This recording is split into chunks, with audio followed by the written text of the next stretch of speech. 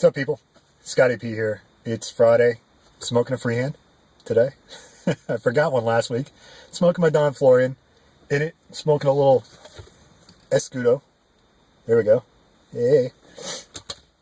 And I had to work until sundown today, so here I am in the car. Got some improvised lighting going on, so crazy shadows and whatever. I was going to do a Yabo today, because I did a little shopping with the whole Black Friday thing and all that, and I got a package in from the Pipe Nook, which I'm psyched about, and a package in from Pipes and Cigars I did. So, took advantage of their buy one, get one free, which was awesome. Ended up getting like 17 tins for under $100. Awesome.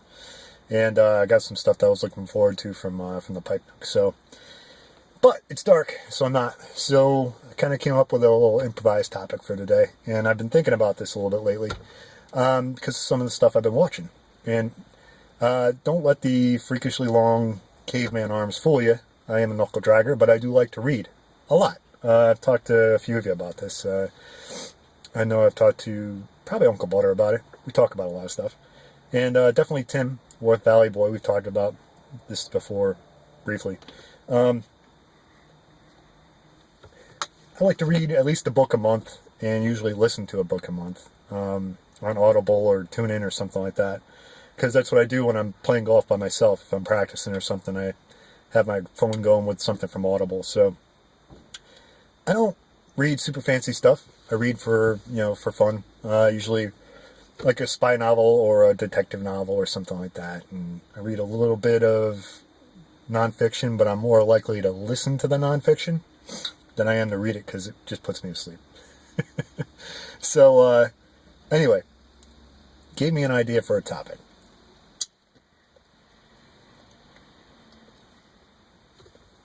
Indirectly, because I've been watching that Punisher series on Netflix, because I grew up reading the comic books and all that stuff, and I dig that, especially since he wasn't like a superpowers or whatever. But really, what I wanted to talk to you about was books that were made into movies. And what you think about it. Because a lot of the stuff that I read were made into movies. And really, the first one that I could remember that I really was looking forward to, well, it was probably White Fang. I had to read White Fang in elementary school or something. And at the time, a movie came out with Ethan Hawke when he was a young man.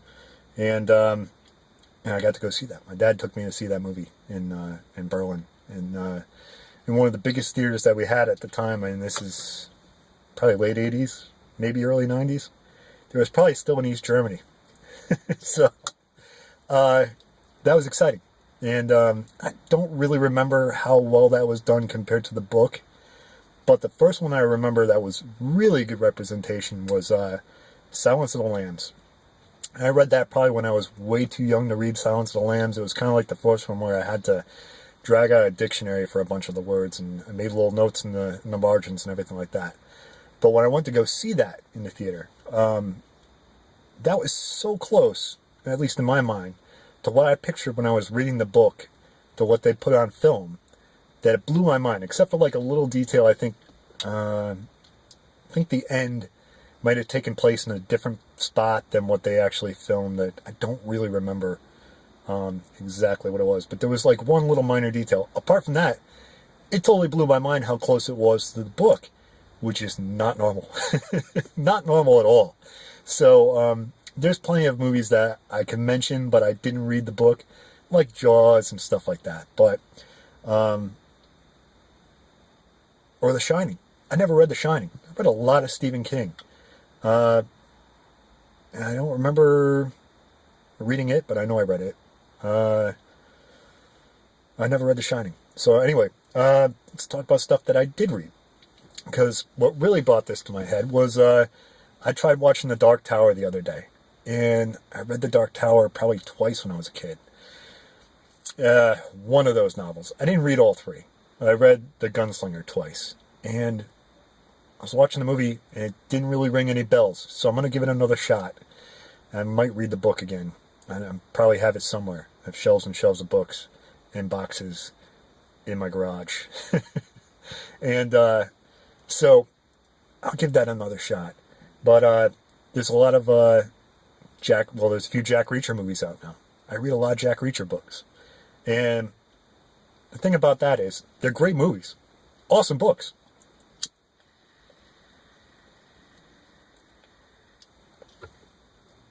Doing too much talking. I'm excited about this topic. But Jack Reacher is a mountain of a man. And Tom Cruise is like this tall. Maybe.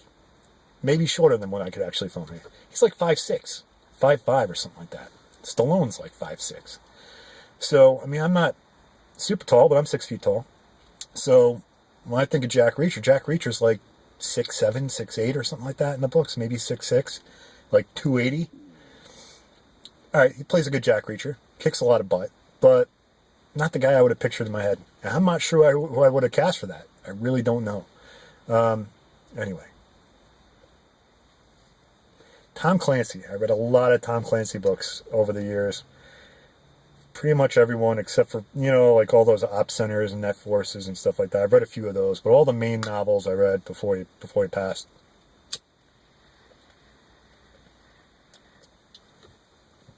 I'm getting into some of the new ones, but there's been a lot of different people that played Jack Ryan and John Clark. So, it's hard to say that there hasn't been a better Jack Ryan than Harrison Ford. He was the first one. So, and Patriot Games was awesome. That's another book that I read. And actually, the first book that I read and then listened to on tape, it was like the first book I listened to on tape, and which was cool. Cassette tapes. One of those little pop-up things, that you put it in, you press it down. Anyway, wasn't a huge fan of the Ben Affleck Jack Ryan. Chris Pine played a decent Jack Ryan, but it really has nothing to do with any of the books, I don't think. But the Ben Affleck movie, Sum of All Fears, was pretty good. It was pretty good. I mean, they kind of had to reboot it compared to the original book because, I don't know. They're not great at, going back in time in movies now. They want to make everything current. So, I don't know. Anyway, they just don't like to talk about the Russians anymore as Soviets. So, that's kind of the deal. But the best John Clark, I thought, came from that Sum of All Fears, which is, can't think of his name, but, God, the heck is his name? I'd think of this like any other day of the week. The guy who plays Ray Donovan. He played John Clark. Probably the best John Clark. And nothing against Willem Dafoe, who played John Clark in Clear and Present Danger. I just think that, come on, Scott. I can't think of his name. It'll probably hit me later. Anyway. More recently, let me see here. I made a few notes.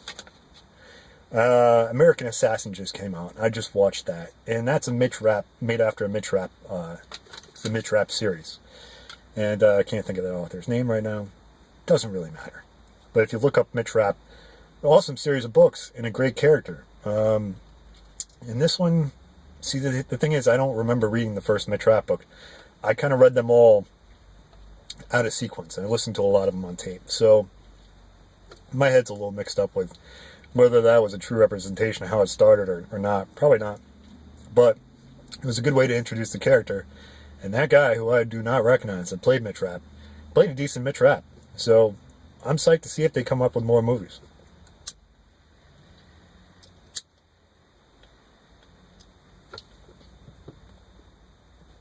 Because it's kind of fun when you read a series of books, and they make a movie, and it's good.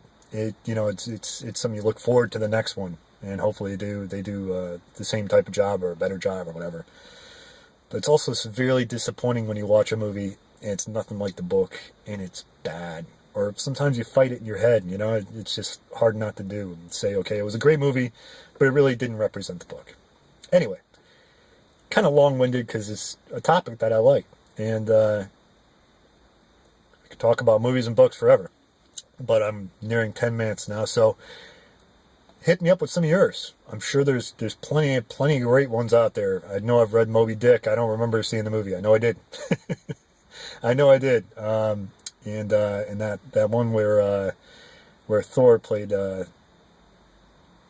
what the real life story was supposed to be based off of it, which took place not too far from here, just up the coast. So somewhere from here to where Brad Pipes and Kayaks lives, and about an hour further is where that all took place, Nantucket, which is why they call it a Nantucket sleigh ride, when they used to, harpoon the whale and drag the boat behind it to tire them out. Anyway, just a little history lesson for you. I'm sure that Cobb of the Shire can do a better rendition on that one. But anyway, folks, this is getting a little long, so I just want to say happy Friday, happy Freehand Friday. If you got one, smoke one. If not, thanks for watching, folks. Take it easy. I'll talk to you soon.